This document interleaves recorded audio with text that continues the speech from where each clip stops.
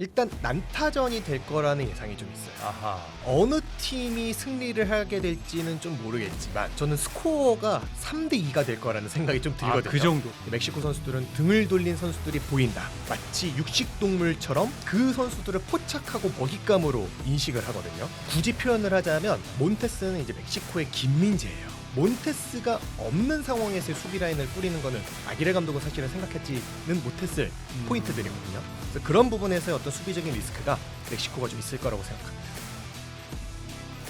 멕시코전 승부 남윤성 해설위원과 함께 짚어보도록 하겠습니다. 안녕하세요. 네, 안녕하세요. 자, 일단 우리가 체코전 얘기부터 조금 먼저 정리를 한번 해보죠. 우리가 이제 후반에 투입됐던 오영규 선수의 또 역전골 그리고 황인모 선수의 동점골로 이겼었는데 여러 가지 지금 해석들이 나오고 있어요. 네. 그러니까 홍문고 감독의 교체 전술이 먹혔던 거다. 그리고 또 어떤 전술적인 그런 면에서 우리가 승리였다라고 여러 가지 분석들이 나오고 있는데 어떻게 좀 총평을 해주고 싶으세요? 저는 그래도 우려와 다르게 일단 뭐 결과론적으로 너무나 좋은 승리를 또 이뤄냈고 이번 체코전만큼은 사실은 홍명보 감독의 모든 지략이 다 맞아떨어진 결과라는 생각은 해요. 그러니까 전술적인 부분에서의 우려들은 여태까지 과정에서 네. 프로세스 상에서는 있었지만 체코전 진짜 한 경기만큼은 어찌 보면 홍명보 감독이 모든 그런 안 좋은 시선들을 다 바꿔낼 수 있었던 또는 본인이 뭔가 증명하고 싶었던 거를 해냈던 경기라는 생각이 들거든요. 특히 이제 체코전에서 주요적으로 저희가 봤어야 되는 부분은 저희가 전반전에 봤을 때는 너무 롱패스에 대한 비중이 맞아요. 높은 게 아니냐 이런 우려들이 있었고 실제로 저희도 그런 말씀을 좀 맞아요. 나눴었는데 후반전에 되면서 체코 선수들이 빠르게 지치는 느낌이 있었거든요. 맞아요. 그래서 아마도 그 부분은 의도됐던 전략이 아니었나. 롱패스를 통해서 손흥민을 또 최전방에 놓으면서 롱패스를 하다 보니까 어떤 선수들의 체코 선수들의 체력적인 기동력이 떨어졌고 상대적으로 또 손흥민의 뒷공간 침투를 통해서 선수들이 또 많이 뛰어야 되는 그런 결과들을 낳았거든요. 고지대 적응이 되지 못했던 체코가 후반전에 빠르게 지치었던 부분은 전반전에 시도했던 롱패스 전개의 어떤 비중을 늘렸던 거에서 시작된 게 아닌가 이렇게 생각합니다. 네, 결과도 좋았지만 실제적으로 전반과 후반에 전술적인 변화가 뚜렷했다는 부분에서는 그 결과에 대입했을 때 말씀하신 그런 준비, 전술적인 준비가 분명 있었다라는 걸 우리가 추론할 수 있을 것 같아요. 그렇죠. 자, 이제 두 번째 상대가 멕시코인데 보니까 지금 아기레 감독 부임 이후에 북중미 네이션스리그와 골드컵을 모두 제패했었더라고요. 네네네. 어떻게 보면 굉장히 상승세라고 할 수 있는데 멕시코를 좀 정의한다면 어떻게 좀 정의를 하고 싶으세요? 특히 이제 멕시코는 2026년에 들어서 원래 본인들의 강점인 기동력에 기술까지 좀 더해진 그러니까 매우 공격적이고 적극적이고 좀 까다로운 상대라고 볼 수가 있습니다. 근데 이제 왜 2026년이냐? 그러니까 2026년에 들어서야 피달고나 이제 구티에레스 같은 선수들이 멕시코 대표팀에 소집이 되기 시작을 했었거든요. 네. 그러니까 피달고 같은 경우는 멕시코 리그에서 5년을 뛰면서 귀화 조건을 갖추고 그 조건을 채우니까 그때 이제 멕시코 대표팀이 소집을 한 선수예요. 그리고 이제 브라이언 구티에레스 같은 경우는 원래는 미국 대표팀에 먼저 소집이 됐었던 선수인데 본인이 이제 부모님의 영향을 좀 받아서 부모님이 이민자거든요. 네, 네. 그래서 그러다 보니까 멕시코 대표팀을 추후에 선택한 선수들입니다. 근데 이제 이 선수들이 기존의 멕시코의 어떤 미드필더들이었던 엑토르 헤레라 또는 이제 뭐 과르다도 이런 선수들하고 차이점은 볼을 다루는 플레이를 우선적으로 하는 선수들이거든요.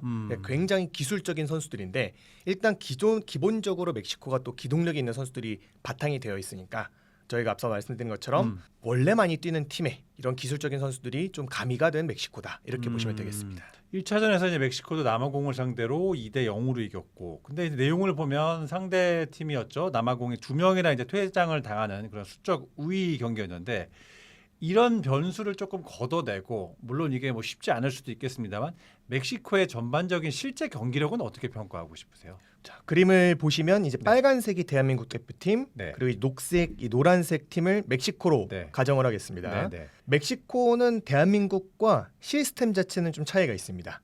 백스리 기반의 3-4-2-1을 꺼내드는 대한민국 대표팀이면 멕시코의 아기레 감독은 이렇게 4백 기반의 플레이를 펼치거든요. 아하. 근데 그러다가도 기본적으로 왼쪽 풀백인 가야르도는 거의 윙어처럼 전진을 하고요. 예. 그렇게 되면 이제 센터백들이 한 칸씩 당기는데 여기서의 특이점은 오른쪽 센터백인 레이에스 선수가 이렇게 센터백으로서의 기능들을 동시에 한다라는 점이거든요.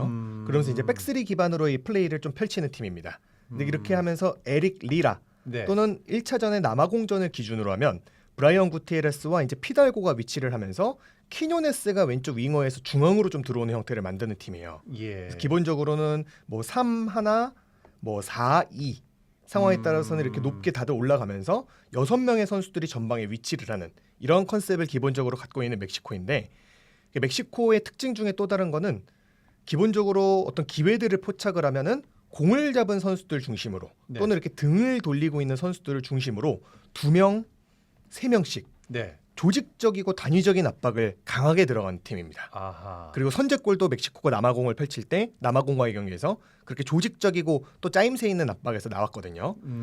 순간적인 협력을 통한 압박이 굉장히 강하군요. 그렇죠. 근데 이제 본인들이 선제골을 넣었을 때처럼 분위기를 잡고 경기력도 좋을 때에는 이렇게 압박을 강하게 하는 게 특징이에요. 또 수비 라인을 높게 올리면서 네. 이런 선수들이 굉장히 높게 전진을 하면서 네. 최전방인 뭐 선수들 뭐 키메네스부터 키뉴네스, 뭐 알바라도, 피달고, 에릭 리라, 네. 구티에레스 네. 이렇게 여러 명의 선수들이 조직적으로 상대를 압박을 하는데, 근데 이제 문제는 멕시코가 남아공도 괜찮은 경기력을 실제로 보이게 됐었지만 본인들의 어떤 평가전 뭐 골드컵에서의 어떤 경기 내용들을 보면 이렇게 압박을 잘 상대가 풀어내거나 네. 또는 상대 팀에 마치 우리나라 대표팀의 이제 이강인처럼 네. 또는 김민재처럼 네. 또는 황인범처럼 네. 개인의 능력으로 이런 압박을 풀어나올 수 있는 선수들이 있으면 네. 1차적인 압박 시스템 자체가 무너지거든요. 아하. 근데 이렇게 압박 자체가 무너졌을 때는 몇 차례는 이 멕시코도 압박을 가하지만 네. 이 압박 자체에 부담을 느낍니다. 그래서 몇 번의 이렇게 압박이 실패를 하게 되면서 본인들이 부담을 느끼고 자연스럽게 수비적으로 내려가는 시도들을 많이 해요. 그러니까 어떤 선수들은 압박을 하려고 하는데 어떤 후방의 선수들은 약간 수비에 부담을 느끼는 그 사이에 간격이 생기겠군요. 간격이 벌어지게 되거든요. 그래서 이 틈을 이제 우리나라 대표팀이 노려야 된다는 생각이고, 특히 미드필더 쪽을 저는 공략을 하면 좋을 것 같아요. 황인범과 백승호 선수가 있는 어떤 포인트에서 이 부분을 공략을 해야 되냐면 기본적으로 피달고 앞서서 말씀드린 브라이언 구티에레스 선수들이 있는데, 이 선수들은 피달고 같은 경우는 기술적인 능력은 충분하지만 약간 스피드적으로 느리고 피지컬적으로 강하지 않습니다. 네. 또 브라이언 구티에레스는 박스로 침투하는 능력이 정말 좋은 미드필더임은 분명하지만 네. 수비로 전환하는 인식에 대한 부분들을 좀 늦어질 때가 있거든요. 이제 그러다 보니까 우리가 1차적인 압박을 풀어낸다, 미드필더에게 바로바로 패스를 보내줄 수만 있다면 순간적으로 벌어지는 공간을 활용할 수 있을 거라는 그런 어떤 기대감도 있는 멕시코라고 평가할 수 있겠습니다. 설명을 해주시니까 딱 이해가 되는데요. 그렇다면 멕시코의 전방 압박이 남아공의 빌드업을 이제 무너뜨리면서 전반 9분 선제골로 당시 이제 연결이 됐었는데요. 그렇다면은 이런 압박이 우리의 멕시코가 지금 압박이 능하다고 말씀하셨는데, 네네네. 우리가 전통적으로 봤을 때는 좀 압박이 강한 팀의 약한 편이잖아요. 그쵸. 체코는 상대적으로 물론 전반에 압박이 강하긴 했습니다만 압박이 사실 따졌을 때 정교하지는 않았어요. 그렇죠.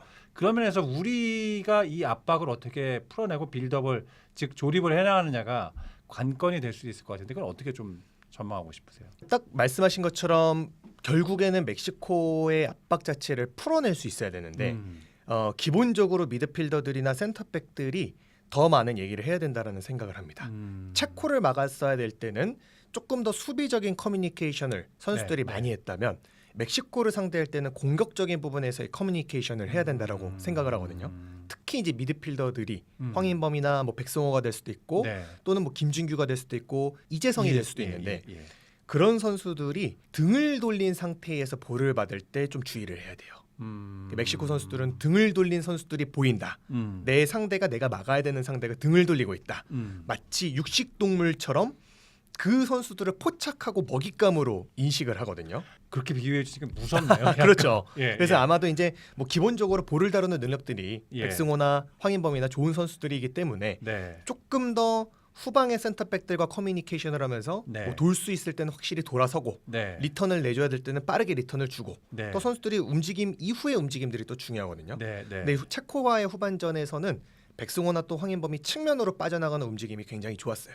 그러면서 이제 후방에서의 어떤 빌드업도 잘 풀어내는 모습이 있었기 때문에 네. 그런 구조의 짜임새를 조금 더 갖춘다면 네. 멕시코의 압박을 잘 풀어낼 수 있을 거라 생각합니다. 어느 정도 좀 준비된 플레이도 살짝 필요할 수도 있겠네요. 그렇죠. 준비된 패턴에 선수들의 어떤 순간적인 응용력, 순간적인 기지가 필요하지 않나 이렇게 봅니다. 멕시코의 이제 간판 공격 수험 역시 라울 히메네스, 황희찬 선수에 알려졌다시피 이제 울버햄프턴 동료인데요.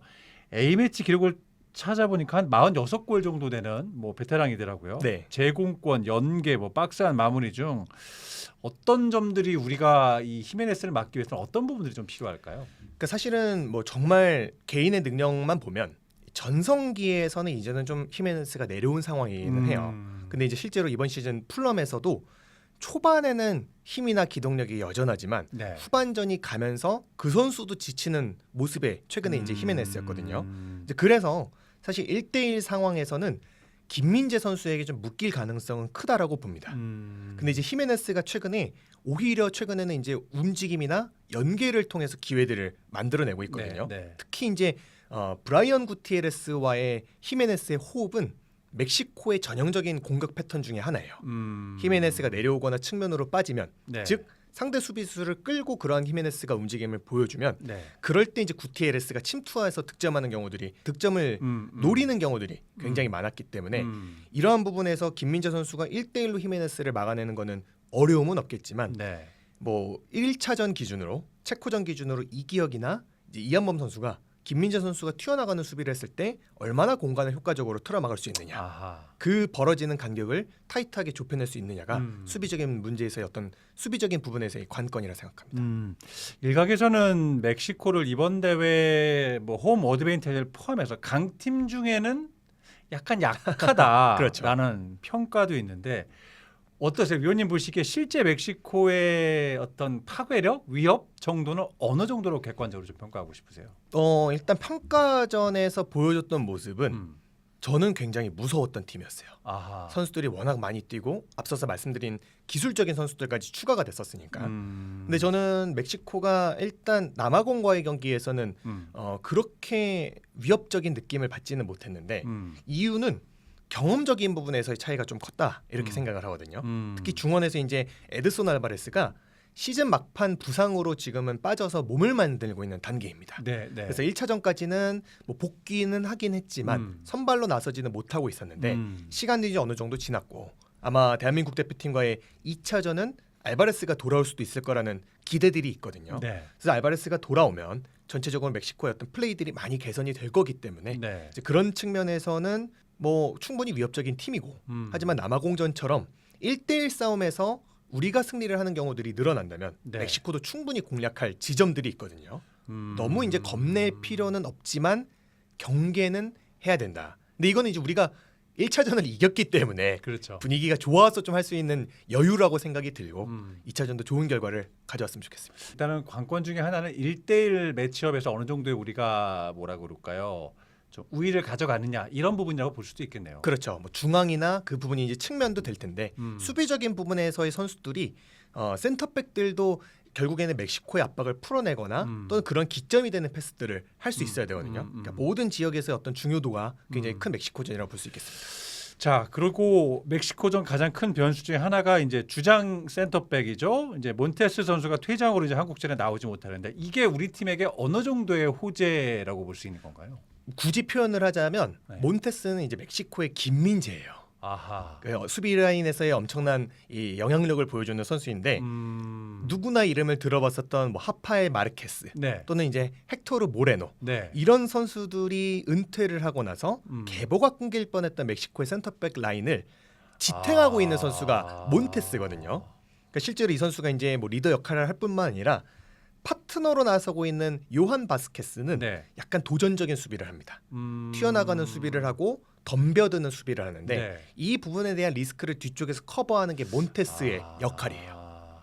그럼 그런 분을 우리가 잘 이용을 해야겠네요. 그렇죠. 이제 어느 단계에서는 뭐 당연하게 이제 뭐 바스케스나 몬테스 말고도 레이스가 센터백으로 나서는 것도 아기레 감독이 생각은 분명했겠지만 네. 몬테스가 없는 상황에서의 수비 라인을 꾸리는 거는 아기레 감독은 사실은 생각했지는 못했을 포인트들이거든요. 그래서 그런 부분에서의 어떤 수비적인 리스크가 멕시코가 좀 있을 거라고 생각합니다. 자, 그럼 몬테스 선수 대신에 누군가는 분명히 들어올 테고요. 네. 그렇게 됐을 때 몬테스가 없는 이 멕시코의 센터백 라인들의 약점이라고 그럴까요? 뭐 센터백들의 역할이 공중볼 경합도 있을 수 있고 전체적인 수비 라인 컨트롤도 해줘야 되고 뭐 후방 빌드업도 해줘야 되는데 몬테스가 없는 멕시코의 이 센터백 라인들은 어떤 부분들이 지금 약점으로 볼 수 있을까요? 물론 바스케스와 그리고 이제 오른쪽 풀백 주전으로 보고 있었던 이제 레이스가 센터백이 될 가능성이 큽니다. 그렇게 되면 오른쪽 풀백에 변화가 생기거든요.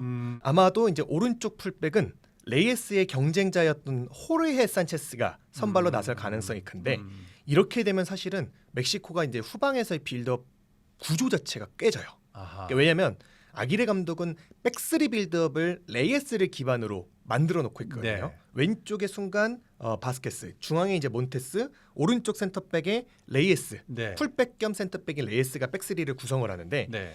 레이스가 몬테스가 빠지면서 센터백이 되면 바스케스가 앞서 말씀드린 것처럼 산체스가 오른쪽 풀백이 된다라고 말씀을 드렸잖아요. 네. 그러면 가야르도나 산체스는 모두 다 전진을 하는 유형의 풀백들입니다.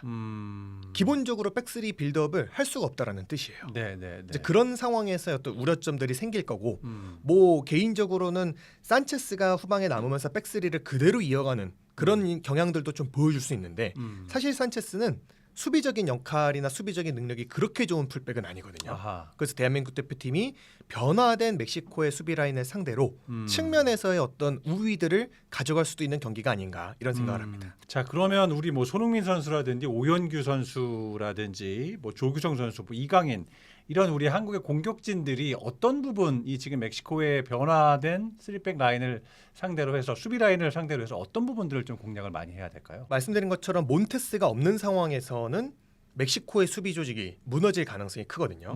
그 리더가 어떤 선수들의 움직임을 지시를 해주는 몬테스가 빠졌기 때문에 바스케스가 도전하는 수비를 할 때 거기서부터 멕시코의 균형이 깨질 가능성이 커요. 아하. 그래서 저는 개인적으로는 뭐 오현규나 조규성 같은 1차전에서 체코전은 손흥민 선수가 최전방에 나섰지만 그렇죠. 오현규나 조규성이 최전방에 위치를 하면서 바스케스와 경합하면서의 어떤 문제점들을 만들어내면 좋을 거라는 생각을 하거든요. 이제 그랬을 때 측면에서 뭐 윙백이 될 수도 있고 다른 측면의 어떤 돌파가 될 수 있는 대한민국의 공격 유닛들이 네. 말씀드린 가야르도, 뭐 산체스 이런 선수들의 수비적인 약점을 이용을 한다면 중앙뿐만 아니라 측면에서도 충분히 공간이 열릴 수 있다. 또 이런 부분을 기대할 수 있을 거라 생각합니다. 그 우리 입장에서는 멕시코의 바스케스를 조금 주요 공략 포인트로 봐도 될까요? 그렇죠. 바스케스가 이제 워낙 뭐 이탈리아 리그에서는 많이 뛰었던 선수이기는 하지만 성향 자체가 일단 덤비는 걸 좋아하는 선수예요. 그리고 기본적으로 그렇게 덤벼 들어갔을 때의 어떤 효과들도 있지만 덤비면서 역습을 당하는 경우들이 멕시코가 굉장히 많았거든요. 그래서 저희가 이제 우리나라 대표팀이 어떤 교차 움직임, 히메네스와 브라이언 구티에르스의 교차 움직임을 주의를 해야 된다. 네. 이렇게 말을 드리기도 했었지만 역으로 그런 교차 움직임을 전방에서 우리도 만들 필요가 있다. 또 그렇게 교차 움직임을 만들어냈을 때 이강인 같은 선수들이 또 패스를 언제든지 투입할 수가 있기 때문에 네. 미드필드의 어떤 패스 투입 능력, 네. 또 뒷공간을 침투하는 공격수들의 능력은 네. 대한민국 대표팀도 충분하다고 생각을 합니다. 멕시코도 1승을 안고 있고 우리도 1승을 안고 있어요. 이 말인즉슨 2차전의 의미를 더 공격적으로 할 수도 있고 조금 지키는 쪽으로, 그러니까 최소한 지지 않는 축구를 할 수도 있는데 네네. 멕시코는 거기에 이제 홈이라는 이점을 안고 있단 말이에요. 그렇죠. 어떻게 보세요? 멕시코가 조금 더 공격적으로 나올 거라고 보십니까? 아니면 조금 더 지키는 쪽으로 나올 거라고 보세요? 일단 이번 월드컵 조별리그 순위 산정 방식이 음. 승자승이 우선이기 때문에 아. 이번 경기에서 이기는 팀은 사실상 A조 1위라는 그렇네요. 1위가 되거든요. 그렇네요. 사실상 그렇게 되기 때문에 네, 네, 네. 멕시코는 무조건 1위를 노릴 거예요. 그러니까 왜냐하면 A조에서 1위로 올라가게 되면 2위로 32강에 갈 때보다 이틀 정도의 휴식의 여유가 또 있고 실제로 이제 32강과 16강이 열리는 장소가 멕시코 시티거든요. 아. 멕시코의 수도인 네, 멕시코 네, 시티이기 네, 때문에 네. 더 공격적으로 멕시코가 임하지 않을까 이렇게 생각합니다. 자, 멕시코의 전력에 대해 좀 분석을 해봤고요. 자, 그렇다면 이번 2차전의 승부를 가를 어떤 하나의 매치업, 뭐 선수면 선수, 전술이면 전술, 감독이면 감독 이런 것들을 꼽는다면 어떤 걸 꼽고 싶으세요? 여러 가지가 있겠죠. 네. 아무래도 말씀드린 김민재와 히메네스의 맞대결, 네. 뭐 황인범과 피달고의 중원 장악 대결 능력, 또 김승규와 라울랑엘의 어떤 수문장 네. 능력까지 네. 흥미로운 매치업들이 굉장히 많은데 네. 개인적으로는 앞서서 말씀드린 어떤 측면, 특히 측면 중에서도 음. 대한민국 대표팀은 오른쪽, 또 멕시코는 왼쪽 측면이 중요한 포인트라고 생각을 합니다. 체코전에서 손흥민 선수가 이제 전방에 원톱으로 나섰었는데 다소 조금 물론 아까 우리가 얘기한 것처럼 의도된 전술인 측면이 있긴 했습니다만 조금 고립됐었다라는 그런 평가도 살짝 있었었는데 멕시코전에서 손흥민 선수의 활용법은 어떻게 하는 게 조금 좋다고 보세요? 저는 개인적으로는 손흥민 선수를 의심하는 것만큼 뭐 시간을 낭비하는 것 자체가 좀 없다. 시간을 낭비하는 게 아닌가 이런 생각을 좀 하고 있습니다. 네, 네. 그러니까 왜냐하면 물론 체코전에서 손흥민 선수가 마무리적인 측면에서 손흥민답지 못한 모습을 보여주긴 했는데 네. 그 이전에 손흥민이 전술적으로 어떤 효과를 대한민국 대표팀에 낳았는가를 좀 생각을 해야 된다라고 보거든요. 그러니까 손흥민은 홍명보 감독의 이 롱패스 전술에서 공간으로 침투를 하고 또 볼을 잡았을 때는 압박을 하고 또 네. 볼을 잡은 상대를 압박을 하고 또 돌파를 직접 시도를 하면서 네. 체코 수비 라인 자체를 완전히 아래로 내려가게 만들었어요. 음. 근데 이제 어찌 보면은 손흥민 선수 정도의 어떤 명성을 가진 선수가 네. 또는 손흥민 정도의 어떤 위상을 가진 선수가 그러한 전술적인 역할을 수행하는 것도 저는 쉬운 일은 아니라고 보거든요. 이제 그런 측면에서 손흥민이 정말 어려운 일을 네. 대단하게 했다. 네. 이렇게 잘했다 이렇게 생각을 하고 멕시코전은 근데 이제 양상이 좀 다를 것 같긴 합니다. 손흥민은 이제 원톱에 놓기에는 멕시코의 센터백들은 또 빠르고 공격적인 선수들이라서 네. 오규현규나 조규성이 최전방에 나서서 경합할 수 있는 센터포워드가 9번 공격수가 있어야 된다 이렇게 생각을 하거든요. 또 손흥민 선수가 여전히 뭐 돌파 능력이나 스피드를 측면에서 보여줄 수 있는 유형의 선수이기 때문에 뭐 측면에 배치를 한다면 거기에서 어떤 1대1 우위를 또 만들어낼 수 있고 또 오연규를 바스케스와 경합하게 한다면 거기에서의 어떤 또 우려점들도 만들어낼 수 있기 때문에 다양한 전술의 어떤 접근이 가능한 멕시코전이 되지 않나 이렇게 봅니다. 지금으로서는 원톱의 변화가 있을 거라고 어느 정도는 예상하시나요? 네, 저는 오연규 선수가 선발로 좀 나설 가능성이 있을 것 같고 실제로 이제 오연규 선수의 어떤 도전적인 움직임 그 오연규 선수도 튀르키 리그에서 상대 수비수들 상대 센터백들을 진짜 어렵게 만드는 거를 잘하는 선수거든요. 그런 능력을 튀르키 리그에서 잘 보여줬기 때문에 네. 딱 바스케스가 실수할 만한 플레이를 오연규가 만들어낼 수 있다. 아하. 이런 좀 기대를 하고 있습니다. 그러니까 덤비는 스타일은 사실 페널티킥 유도라는 이런 부분도 굉장히 저희가 얻을 수 있는 효과 중에 하나일 테니까요. 그렇죠. 자, 그러고 또 하나 이제 우리 측면에 서령우 선수하고 이태석 선수의 역할들이 있는데 이 역할들은 멕시코전에서 어떤 부분들이 좀 필요하다고 전망하세요? 윙백들의 어떤 플레이가 아쉬웠다라는 평가들이 지난 체코전에 있긴 했거든요. 그러니까 물론 이제 전체적인 경기들을 보면 이태석 선수는 이제 경합에서 적극적인 모습을 보여줬고 네. 서령우는 또 K리그에서부터 안정적인 수비가 강점이었던 측면 유닛들이에요. 네. 뭐 전체적인 어떤 플레이가 아쉬웠다 이렇게 평가를 하면 사실은 또 왼쪽에 어떤 백업으로 옌스 카스트로프가 있고 오른쪽에는 또 김문환이 있기는 하지만 사실 백스리라는 거는 센터백들 3명끼리의 밸런스도 중요한데 센터백과 윙백의 호흡 자체도 정말 중요한 시스템이거든요. 네, 네. 그래서 이제 윙백의 어떤 선수의 기용에 따라서 윙백에 따라서 백스리 시스템은 컨셉이나 시스템이 달라지는 거기 때문에 어떤 한 명을 이렇게 파헤치면서 이 선수의 플레이가 아쉬웠다 이렇게 평가를 하기보단 네. 윙백들이 만약에 변화가 되고 윙백들이 다른 선수들이 투입이 되면 이런 식으로도 플레이가 이루어질 수가 있구나 또 이런 변화들이 발생시킬 수가 있구나 이런 것들을 좀 보시면서 네. 윙백들의 어떤 플레이들을 지켜보면 좋지 않을까 이렇게 생각을 합니다. 이강인 선수는 멕시코전에 어떻게 활용을 하면 좋을까요? 제가 앞서서 이강인과 가에르도가 위치한 그 측면들이 중요한 지점이 될 거다 네. 이렇게 말씀을 드렸었잖아요. 네. 그러니까 어떤 측면에서 그렇게 좀 생각을 하냐면 결국에는 이강인 선수가 하프 스페이스로 이동을 하면서 계속해서 왼쪽 그러니까 멕시코의 왼쪽에 대한 부담을 주면 가야르도 선수가 쉽게 전진을 하지 못할 거예요. 음. 근데 가야르도는 사실은 윙어라고 봐야 되는 풀백이거든요. 네, 네. 공격적으로 굉장히 특히 파이널 서드로 이 선수가 들어오게 되면 컷백부터 뭐 직접 슈팅까지 가능한 선수이기 때문에 이강인을 활용하는 어떤 반대 전환 또는 이강인을 활용하는 뒷공간으로의 패스 투입을 대한민국 대표팀이 많이 만든다. 그러면 멕시코 왼쪽 풀백인 가야르도의 전진도 어려워집니다. 그래서 이강인 선수가 자연스럽게 또 하프 스페이스로의 이동들을 할 거고 네. 또 체코전처럼 내려와서 빌드업의 가담도 될 거고 네. 기본적으로 멕시코의 어떤 압박들을 풀어내는 기점도 하면서 네. 멕시코의 수비적인 부분에서의 약점들을 공략할 수 있는 키워드가 될 거거든요. 그래서 아마 이강인 선수의 어떤 활약도가 대한민국 대표팀에게도 굉장히 중요한 멕시코전이 되지 않을까 이렇게 생각합니다. 체코전과 비교했을 때 멕시코전에 우리 홍보 감독이 조금 보완하거나 좀 손을 봐야 된다는 점을 꼽는다면 어떤 것들을 좀 꼽고 싶으세요? 일단은 주도적인 빌드업 형태를 대한민국 대표팀이 만들 수 있느냐 이게 이제 관건이 될 것 같아요. 그러니까 체코전은 앞서 말씀드린 것처럼 홍명보 감독의 모든 플랜이 딱 맞아떨어진 경기였거든요. 그렇죠, 그렇죠. 그러니까 롱패스부터 어떤 롱패스의 목적도 결국에는 증명을 했었고 고지대의 영향에 따른 부분들도 후반전에 주도적인 경기를 운영을 하면서 잘 활용을 했던 경기인데 사실은 이거는 조금 더 냉정하게 말하면 체코였기 때문에 이 전술이 조금 더 수월했다. 그렇죠. 이런 생각이 좀 들어요. 그렇죠.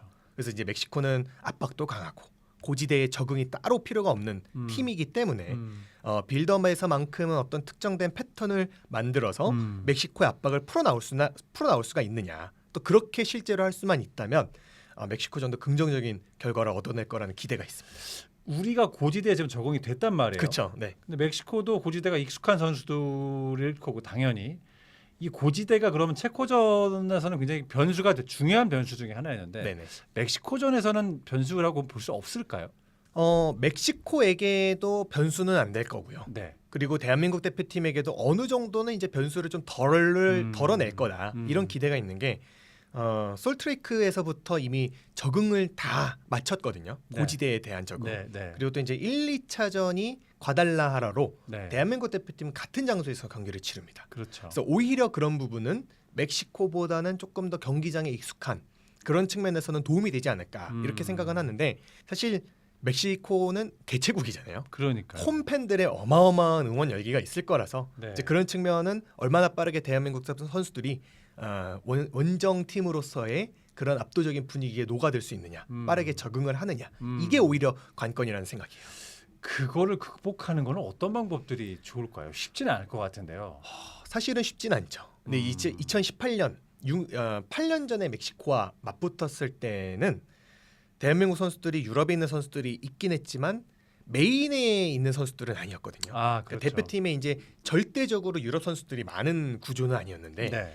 지금은 선수들이 유럽파가 굉장히 많아졌어요. 네. 이게 이제 비단 어떤 황금 세대다 네. 이런 표현으로만 이어지는 게 아니라 이제 이 선수들이 각자의 소속팀에서 원정 경기들을 치르고 또 많은 이 홈팬들의 어떤 원정 팬들의 야유도 받으면서 경기를 치르고 아, 또 그렇죠. 다양한 국적, 다양한 환경에서 상대 팀과 또 맞부딪힌 이런 경험들이 분명히 자산이 될 거거든요. 네. 아마 그런 측면에서도 또 경험 있는 선수들이 늘어났기 때문에 네. 잘 초반만 조심을 한다면 네, 네, 네. 멕시코의 어떤 위협들을 잘 극복할 수 있을 거라 생각입니다. 그러네요. 저는 그 K리그의 이제 홈앤어웨이만 이제 생각을 했는데 해외파들이 갖는 홈앤어웨이의 또 K리그와 다른 부분은 그런 부분도 좀 생각을 해볼 수 있을 것 같다는 생각을 다시 한번 해보고요. 지난번 체코전도 이제 후반에 승부가 갈렸어요. 이제 멕시코전도 우리가 잘 버티고 잘 경기를 만들어 간다면 아무래도 후반에 조금 승부처가 되지 않을까라고 생각이 드는데. 후반전 멕시코전이 체코전과 다르게 전술적이든 교체 카드 운영이든 좀 다른 점이 있을 수 있다면 어떤 것들을 좀 있을 수 있다고 생각하세요? 일단 경기 운영 자체가 달라질 거예요. 체코와 다르게 멕시코전은 경기 템포가 매우 빠르게 이제 진행이 될 거다 이런 좀 예상들이 되고 있고 그렇다면 결국 뭐 기동력을 유지하기 위해서 교체 카드의 중요도가 또 높아질 거거든요. 네. 이제 일단 그것이 첫 번째고 뭐 상황이나 경기 양상에 따라서 더 공격적으로 나서야 되는 순간에는 백4로도 변화가 될 수 있을 거라는 생각이 들어요. 메인 플랜이 애초에 백4로. 네, 네, 네. 뭐 만약에 지고 있는 상황이나 네. 따라잡아야 되는 순간에 왔을 때에는 그렇게 백포로도 변화가 될 것 같은데 어떤 교체가 어떻게 어느 타이밍에 이루어져야 한다 뭐 이런 거는 없지만 일단 홍명보 감독이 체코전에서 다행스러운 건 오현규를 투입하면서 손흥민을 빼는 이런 과감한 또 결단력을 그렇죠. 보여줄 수 있는 감독이구나. 해외 언론이 엄청 극찬하고 그쵸. 있는. 네. 이거는 정말 결단력이 아니면 사실은 쉬운 일은 아니라고 생각을 해요. 맞습니다. 그래서 체코전에서 또 나서지 못한 선수들을 조금 더 주목을 한다면 뭐 카스트로프를 비롯해서 뭐 이동경, 배준호, 양현준, 조규성 이런 선수들이 모두 다 투입이 되면은 기량을 보여줄 수 있는 선수들이 있고 뭐 저는 개인적으로 기대가 되는 선수는 이동경이라는 생각이 들거든요. 이동경 선수가 K리그에서의 폼도 정말 좋았고 네. 또 과거에 도쿄올림픽에서 멕시코 상대로 환상적인 득점을 또 두 차례나 만들어냈었어요. 아하. 또 여기에 이동경의 어떤 멕시코를 상대로의 어떤 자신감, 네. 또 강한 경험, 네. 그리고 양현준이라는 선수도 측면에서 셀틱에서 이번 시즌 폼이 정말 좋았습니다. 측면에서의 어떤 돌파를 통한 산체스라는 풀백을 어렵게 만들 수 있는 네. 측면 유닛, 네. 돌파가 되는 유닛 이런 것들을 생각하면 뭐 이동경이나 양현준 교체 카드가 투입이 됐을 때 충분히 능력 있는 선수들이 기다리고 있다. 이렇게 볼 수가 있겠죠. 네, 두 선수 한번 기대를 해보도록 하고요. 자, 만약에 지금 우리가 멕시코전 등장이 지금 사실상 조 1위 결정전이라고 할 수도 있을 것 같은데요. 네네. 어떻게 보세요? 전반적인 토너먼트까지 쭉 앞으로의 일정들을 우리가 뭐 지금 예단할 수는 없습니다만, 네, 봤을 때 멕시코전에서 이기는 축구에 좀 중점을 두는 게 맞다고 보세요? 아니면 지지 않는 좀 안정형으로 가는 게 조금은 합리적이라고 보십니까? 제 기대도 있지만 네. 이미 전술적인 컨셉을 가지고 있다라고 생각을 해요. 그리고 그 전술적인 컨셉은 정면 승부할 것 같습니다. 그러니까 왜냐하면 네. 실제로 멕시코 정도의 팀은 네. 월드컵에서 한 번 이상은 만나고 또 그렇게 만나면서 경험을 얻고 승리를 해야 네. 어느 정도의 자신감으로도 또 이어질 수 있을 거라는 예. 생각을 하거든요. 네. 그런 측면에서 멕시코 정도의 팀을 상대로도 경쟁력을 보여줄 수 있는지 음. 뭐 패배를 하더라도 네. 그런 패배를 교훈 삼아서 토너먼트 단계에서의 어떤 경험들로 이런 부분들을 또 아쉬움을 피드백을 할 수가 있기 때문에 충분히 뭐 그런 측면에서 맞불을 놓으면서 경쟁을 펼칠 것 같다 이런 기대감이 들고요. 실제로 멕시코 앞서 말씀드린 것처럼 멕시코가 까다로운 팀인 거는 맞지만 네. 넘을 수가 없는 그러니까 넘사벽의 어떤 팀은 아니라고 생각을 하거든요. 요소요소의 불안전들이 있기 때문에 네. 그런 걸 얼마나 준비를 잘해서 또 분위기가 좋은 상태예요. 체코전에 이기면서 전술적으로도 선수들이 준비를 잘 하고 있을 거기 때문에 좋은 결과, 좋은 과정들을 좀 보여줄 수 있을 거라는 기대감이 있습니다. 근데 우리가 멕시코 데이터를 보면 월드컵에서 우리가 만나서 멕시코를 단 한 번도 이겨보지 못했어요. 그렇죠. 좋지 않은 경우. 네. 이런 것들은 크게 선수에게는 의미는 없는 데이터라고 볼 수 있을까요? 저도 사실은 멕시코가 결정이 됐을 때 좀 두려움이 있더라고요. 그러니까 98년에 블랑코였던 개구리 드리블, 맞아요. 에르난데스가 이제 금발을 휘날리면서 맞아요. 득점을 했던 장면들. 네. 또 근년의 어떤 역사로만 보더라도 예. 2018년에서도 그렇죠. 패배를 좀 했었기 때문에 상성상 굉장히 까다롭기는 한데 이제는 앞서 말씀드린 대한민국 선수들이 경험이 충분하고 또 1차전에 승리를 했다라는 거는 네. 선수들이 준비를 할 때에도 선수들끼리 대화를 굉장히 많이 해요. 그러니까 플레이적으로 훈련장에서만 어떤 움직임을 통해서 실제로 호흡을 맞출 뿐만 아니라 네. 밥을 먹을 때 어디 버스를 타고 이동을 할 때 훈련장에서 몸을 풀 때 네. 이런 플레이에 대한 선수들이 이야기들을 굉장히 많이 하거든요. 근데 이겼다라는 거는 1차전에 승리를 하고 멕시코를 상대한다라는 거는 그런 측면에서 준비가 훨씬 긍정적인 상황에서 할 수가 있습니다. 그러다 보니까 선수들이 또 자신감 있게 경험이 쌓인 선수들, 유럽 무대에 어떤 능력치들이 있는 선수들, 또 좋은 분위기, 멕시코 상대로 전혀 겁을 낼 필요가 없다고 생각합니다. 멕시코 입장의 어떤 멕시코의 멘탈적인 측면을 조금 생각을 해보면 홈 경기다 보니까 또 잘해야 된다라는 것도 있고 또 멕시코가 보니까 카타르 월드컵에서는 조별리그 탈락을 했었더라고요. 네네네. 그리고 또 8강 이상은 또 간 적이 없고요. 뭐 이런 등등의 것들을 감안할 때는 오히려 홈 경기를 하는 멕시코가 더 부담을 가질 수도 있을 것 같다는 생각도 드는데 그렇죠. 어떻게 보세요? 실제로 2002년에 월드컵 4강 신화를 썼던 월드컵 멤버들이 공통적으로 증언했던 거는 홈에서의 분위기가 엄청나긴 하지만 네. 경기력이 좋지 못했을 때에 대한 또 홈에서의 부담감도 동시에 있다. 그렇죠. 이런 것들을 평가를 하더라고요. 음. 근데 멕시코는 남아공전에서 경기력이 사실은 그렇게 좋지 못했습니다. 네, 네, 네. 근데 그러다 보니까 실제로 후반전에 멕시코가 약간 느린 템포로 빌드업을 후방에서 하니까 네. 멕시코 팬들이 야유를 하더라고요. 아, 홈인데도요. 그쵸. 홈팬인데도. 그렇죠. 네, 네. 그런 부분들이 오히려 멕시코 선수들에게 네. 부담이 됐을 거라는 생각이 좀 들거든요. 그래서 2차전에서 더 좋은 결과를 보여야 되고 또 대한민국을 무조건 멕시코는 잡으려고 나오는데 네. 그 과정에서의 어떤 부담감들은 오히려 멕시코가 크다. 그래서 이제 말씀드린 결국 승자가 바로 다음 단계로의 어떤 진출을 확정 지을 뿐만 아니라 네. A조에서의 1위를 결정지을 수 있는 네. 경기이기 때문에 네. 일단 시작은 멕시코가 부담을 느낄 것 같습니다. 근데 그랬을 때 주의해야 되는 점은 선제골을 너무 빠르게 먹어서는 안 된다. 그렇죠. 어느 정도 우리의 것들을 좀 보여주면서 네. 주도적인 네. 빌드업, 멕시코의 약점들도 공략하는 모습들을 보여주다가 실점을 하는 거는 괜찮다고 봐요. 왜냐하면 거기에서만큼은 또 우리나라도 우리만의 플레이를 바로 또 보여줄 수 있을 테니까. 네, 네. 근데 뭔가 하기도 전에 그런 어떤 주도적인 흐름을 만들려고 하는데 실수가 나와서 멕시코가 압박을 통해서 득점을 했다. 남아공의 선제골을 기록했던 것처럼. 그러면은 그거는 좀 쉽지 않은 시나리오가 펼쳐질 가능성이 크다고 봅니다. 초반이 일단은 중요하겠네요. 분위기 네네네. 자체가. 자, 거의 이제 준비된 질문을 거의 다 이제 말씀을 드렸는데 멕시코전에서 좀 키 플레이어 어렵겠지만 한 명을 꼽는다면 누구를 꼽고 싶으세요? 한 명을 꼽는다면 네. 이 제가 뭔가 생각해왔었던 멘트로는 네. 저는 원래는 손흥민이었어요. 손흥민 선수가 득점을 또 해줄 거고 예. 근데 앞서서 말씀드렸던 제가 손흥민 선수의 어떤 중요도를 예. 말씀을 예. 이미 드렸었으니까 네. 네. 순간적으로 지금 다른 선수를 더 중요한 선수를 꼽는다고 보면 어떤 선수인가요? 저는 김민재라고 생각을 합니다. 어떤 면에서요? 그러니까 김민재 선수가 실제로 체코전에서도 상대와의 1대1 수비에서 제쳐지는 경우들이 거의 없었거든요. 그렇죠. 그 김민재 선수를 중심으로 김민재 선수가 약간 집중력이 흐트러질 때면 온몸을 쓰면서 네. 손을 적극적으로 쓰면서 라인 컨트롤하는 모습이 굉장히 인상적이었어요.